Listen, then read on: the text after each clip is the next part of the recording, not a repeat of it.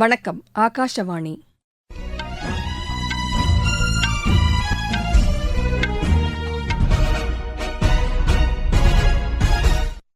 செய்திகள் வாசிப்பவர் லட்சுமி ராகவன். தலைப்புச் செய்திகள்: வளரும் நாடுகளின் குரல் ஒருமித்து ஒலிக்கப்பட வேண்டியதன் அவசியத்தை பிரதமர் திரு நரேந்திர மோடி வலியுறுத்தியுள்ளார்.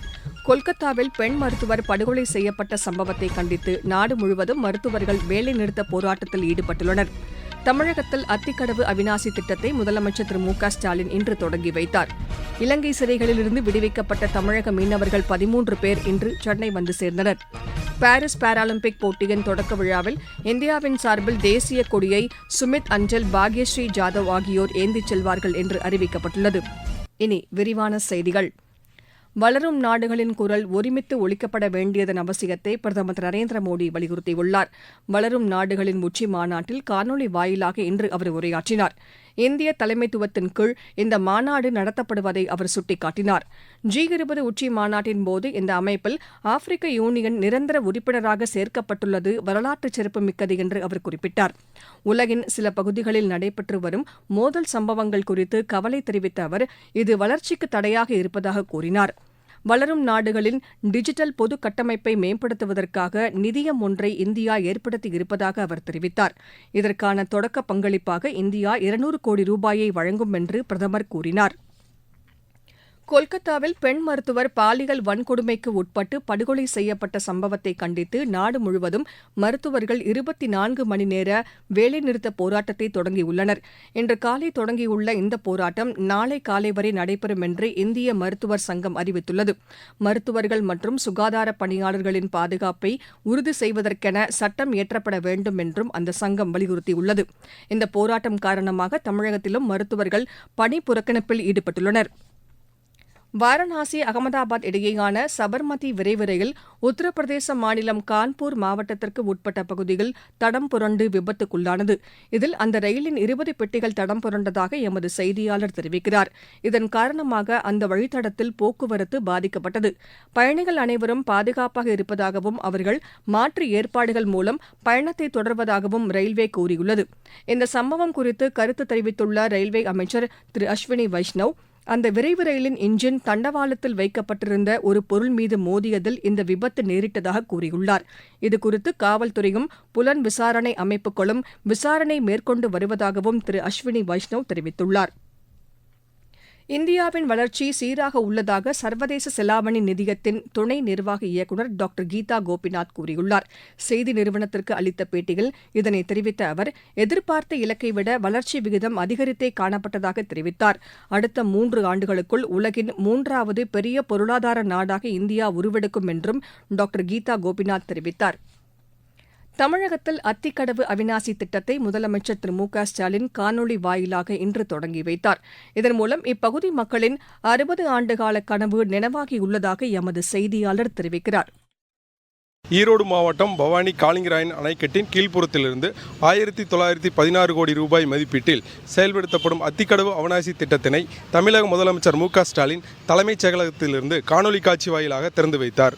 பவானி ஆற்றில் உபரி நீராக வெளியேறும் நீரை காளிங்கராயன் அணைக்கட்டு பகுதியில் தேக்கி ஆண்டிற்கு 70 நாட்களுக்கு வினாடிக்கு 250 கனஅடி நீர் வீதம் 1.5 TMC நீரை 6 நீரேற்று நிலையங்கள் வழியாக 1065 கிலோமீட்டர் நீளத்திற்கு குழாய்கள் மூலம் கொண்டு செல்லப்பட்டு ஈரோடு, திருப்பூர் மற்றும் கோயம்புத்தூர் மாவட்டங்களில் உள்ள 1045 குளங்கள், குட்டைகள் நிரப்பப்பட்டு நிலத்தடி நீர் செறிவூட்டப்படுகின்றது. இதன் வாயிலாக 24,468 ஏக்கர் நிலங்கள் பயன்பெறுகின்றன. இதன் மூலம் 3 மாவட்ட மக்களின் 60 ஆண்டுகால கோரிக்கை நிறைவேறியுள்ளது. ஈரோட்டிலிருந்து PC மூர்த்தி.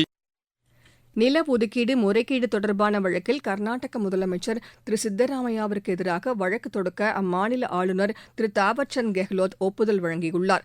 மைசூர் நகர மேம்பாட்டு ஆணையம் நில ஒதுக்கீடு தொடர்பாக நடைபெற்ற முறைகேட்டில் திரு சித்தராமையாவிற்கு தொடர்பு இருப்பதாக கூறி அவர் மீது நடவடிக்கை எடுக்க ஒப்புதல் வழங்க கோரி பெறப்பட்ட மனுவின் அடிப்படையில் ஆளுநர் இந்த நடவடிக்கையை மேற்கொண்டுள்ளதாக எமது செய்தியாளர் தெரிவிக்கிறார். உத்தரப்பிரதேசத்தில் 69,000 உதவி ஆசிரியர் பணியிடங்களை பூர்த்தி செய்வதற்கான புதிய பட்டியலை தயாரிக்குமாறு அம்மாநில அரசுக்கு அலகாபாத் நீதிமன்றம் உத்தரவிட்டுள்ளது. இது தொடர்பான வழக்கினை விசாரணை செய்த நீதிபதிகள் திரு AR மசூதி, திரு பிரிஜ்ராஜ் சிங் அமர்வு இதற்கான உத்தரவினை பிறப்பித்தது. நீங்கள் கேட்டுக்கொண்டிருப்பது ஆகாஷவாணியின் செய்தி அறிக்கை. புதிய குற்றவியல் சட்டங்களின் சிறப்பு அம்சங்கள்.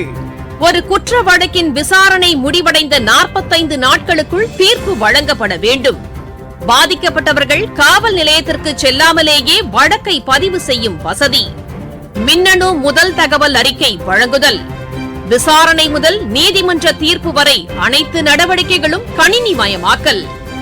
காவல்துறையின் தேடுதல் நடவடிக்கைகள் முழுமையாக வீடியோ பதிவு செய்யப்படுவது கட்டாயமாக்கப்பட்டுள்ளது.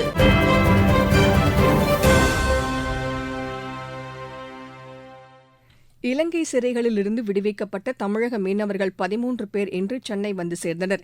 விமான நிலையத்தில் மீன்வளத்துறை அதிகாரிகள் அவர்களை வரவேற்று சொந்த ஊர்களுக்கு அனுப்பி வைத்ததாக எமது செய்தியாளர் தெரிவிக்கிறார். ராமநாதபுரம், புதுக்கோட்டை ஆகிய பகுதிகளில் சேர்ந்த மீனவர்கள் கடந்த ஜூலை மாதம் 1ஆம் தேதி கடலில் மீன் பிடிக்க சென்றனர். நடுக்கடலில் நெடுந்தீவு அருகே எல்லை தாண்டி மீன் பிடித்ததாக கூறி 3 படகுகளில் சென்ற 13 மீனவர்களை இலங்கை கடற்படையினர் கைது செய்தனர். இலங்கையில் உள்ள ஊர்காவலர் படை நீதிமன்றத்தில் 13 மீனவர்களை ஆஜர்படுத்தி சிறையில் அடைத்தனர். தமிழக அரசு மற்றும் மத்திய அரசு இலங்கை அரசுடன் பேச்சுவார்த்தை நடத்தி பின்னர் கடந்த 8ஆம் தேதி 13 மீனவர்கள் விடுதலை செய்தனர். பின்னர் 13 மீனவர்களை இந்திய தூதரக அதிகாரியிடம் இலங்கை அதிகாரிகள் ஒப்படைத்தனர். மருத்துவ பரிசோதனைகள் செய்த பின்னர் கொழும்பிலிருந்து ஏர் இந்தியா விமானம் மூலம் சென்னை வந்தடைந்தனர். மீன்வளத்துறை அதிகாரிகள் 13 மீனவர்களை அரசு செலவில் வாகனத்தின் மூலம் புதுக்கோட்டை மற்றும் ராமேஸ்வரத்திற்கு அழைத்து சென்றனர். செங்கல்பட்டு மாவட்டத்திலிருந்து ஜி. சுரேகா. புவி அறிவியல் ஒலிம்பியாடில் இந்தியா 3 தங்கம், 2 வெள்ளி, 1 வெண்கலப் பதக்கம் வென்றது. சீனாவின் பெய்ஜிங்கில் நடைபெற்ற இப்போட்டியில் 35 நாடுகள் பங்கேற்றன. இந்தியாவின் சார்பில் குஜராத், கேரளா, சத்தீஸ்கர் மற்றும் ராஜஸ்தானை சேர்ந்த மாணவர்களைக் கொண்ட அணி இதில் பங்கேற்றது. பங்களாதேஷ் இடைக்கால அரசின் ஆலோசகர்களாக 4 பேர் பதவியேற்றுக் கொண்டனர். டாக்காவில் நடைபெற்ற நிகழ்ச்சியில் அதிபர் திரு முகமது ஷஹாபுதீன் அவர்களுக்கு பதவிப் பிரமாணம் செய்து வைத்தார். இடைக்கால அரசின் முதன்மை ஆலோசகர் பேராசிரியர் முகமது யூனிஸ் மற்றும் இதர ஆலோசகர்கள் இந்த நிகழ்ச்சியில் பங்கேற்றனர். வங்கக்கடலில் உருவாகியுள்ள காற்றழுத்த தாழ்வு பகுதி காரணமாக சத்தீஸ்கர், மத்திய பிரதேசம், மகாராஷ்டிரா, ஒடிஷா, மேற்கு வங்கம் ஆகிய மாநிலங்களுக்கு உட்பட்ட ஒரு சில பகுதிகளில் அடுத்த 6 நாட்களுக்கு கனமுதல் மிக கனமழைக்கு வாய்ப்பு இருப்பதாக வானிலை ஆய்வு மையம் கூறியுள்ளது. நாகாலாந்து, மணிப்பூர், மிசோரம், திரிபுரா, சிக்கிம், அருணாச்சல பிரதேசம், அசாம் மற்றும் மேகாலயா மாநிலங்களுக்கு உட்பட்ட ஒரு சில பகுதிகளிலும் வரும் வியாழக்கிழமை வரை கனமழைக்கு வாய்ப்பு இருப்பதாக தெரிவிக்கப்பட்டுள்ளது. இதற்கிடையே தெலங்கானாவில் பெய்த கனமழை காரணமாக கரீம்நகர் மாவட்டத்திற்கு உட்பட்ட பல்வேறு பகுதிகள் வெள்ளத்தால் சூழப்பட்டுள்ளதாக எமது செய்தியாளர் தெரிவிக்கிறார். இந்நிலையில் தமிழகத்தின் கன்னியாகுமரி, தென்காசி, திருநெல்வேலி மாவட்டங்களுக்கு உட்பட்ட ஒரு சில பகுதிகளில் இன்று கனமுதல் மிக கனமழைக்கும், நீலகிரி, திண்டுக்கல், திருப்பூர், தேனி, மதுரை, விருதுநகர், தூத்துக்குடி மற்றும் கோவை மாவட்டங்களுக்கு உட்பட்ட ஒரு சில பகுதிகளில் கனமழைக்கும் வாய்ப்பு இருப்பதாக வானிலை ஆய்வு மையம் கூறியுள்ளது. விளையாட்டுச் செய்திகள். பாரிஸ் பாராலிம்பிக் போட்டியின் தொடக்க விழா அணிவகுப்பில் இந்தியா சார்பில் தேசிய கொடியை சுமித் அன்டில், பாக்யஸ்ரீ ஜாதவ் ஆகியோர் ஏந்திச் செல்வார்கள் என்று அறிவிக்கப்பட்டுள்ளது. இப்போட்டிகள் வரும் 28ஆம் தேதி தொடங்கி அடுத்த மாதம் 8ஆம் தேதி வரை நடைபெற உள்ளன. இந்தியாவின் சார்பில் இதுவரை இல்லாத அளவாக 84 பேர் பங்கேற்கின்றனர். பாரிஸ் ஒலிம்பிக் மல்யுத்த போட்டியில் இறுதியாட்டத்திற்கு முன்னேறி தகுதி நீக்கம் செய்யப்பட்ட இந்தியாவின் வினேஷ் போகத் இன்று புதுதில்லி திரும்பினார். விமான நிலையத்தில் அவருக்கு உற்சாக வரவேற்பு அளிக்கப்பட்டது. உலக தடகள சாம்பியன் போட்டியில் இந்தியாவின் சார்பில் 42 பேர் பங்கேற்பார்கள் என்று அறிவிக்கப்பட்டுள்ளது. ஆடவர் பிரிவில் ஹிமான்ஷு, சச்சின் ஆகியோரும், மகளிர் பிரிவில் ஆர்த்தியும் 10,000 மீட்டர் நடை போட்டியில் பங்கேற்கின்றனர். இப்போட்டிகள் பெருவின் லிமாவில் வரும் 27ஆம் தேதி தொடங்கி 31ஆம் தேதி வரை நடைபெறவுள்ளன. சாண்டோ டொமிங்கோ சேலஞ்சர் டென்னிஸ் போட்டியில் இந்தியாவின் ஸ்ரீராம் பாலாஜி, பிரேசிலின் பெர்னாண்டோ ரோம்பிலி இணை இறுதியாட்டத்திற்கு முன்னேறியுள்ளது. வெலன்சியா ஓபன் டென்னிஸ் போட்டியில் இந்தியாவின் அங்கிதா ரெய்னா அரையிறுதிக்கு முன்னேறியுள்ளார். மகளிர் ஒற்றையர் பிரிவு காலிறுதி ஆட்டத்தில் அவர் 3-6, 7-6, 7-6 என்ற செட் கணக்கில் சுவிட்சர்லாந்தில் வெலன்சினா ரைசரை வென்றார். மீண்டும் தலைப்புச் செய்திகள். வளரும் நாடுகளின் குரல் ஒருமித்து ஒலிக்கப்பட வேண்டியதன் அவசியத்தை பிரதமர் திரு நரேந்திர மோடி வலியுறுத்தியுள்ளார். கொல்கத்தாவில் பெண் மருத்துவர் படுகொலை செய்யப்பட்ட சம்பவத்தை கண்டித்து நாடு முழுவதும் மருத்துவர்கள் வேலைநிறுத்த போராட்டத்தில் ஈடுபட்டுள்ளனர். தமிழகத்தில் அத்திக்கடவு அவிநாசி திட்டத்தை முதலமைச்சர் திரு மு க ஸ்டாலின் இன்று தொடங்கி வைத்தார். இலங்கை சிறைகளிலிருந்து விடுவிக்கப்பட்ட தமிழக மீனவர்கள் 13 பேர் இன்று சென்னை வந்து சேர்ந்தனர். பாரிஸ் பாராலிம்பிக் போட்டியின் தொடக்க விழாவில் இந்தியா சார்பில் தேசிய கொடியை சுமித் அன்டில், பாக்யஸ்ரீ ஜாதவ் ஆகியோர் ஏந்திச் செல்வார்கள் என்று அறிவிக்கப்பட்டுள்ளது. இத்துடன் இந்த செய்தி அறிக்கை நிறைவு பெற்றது.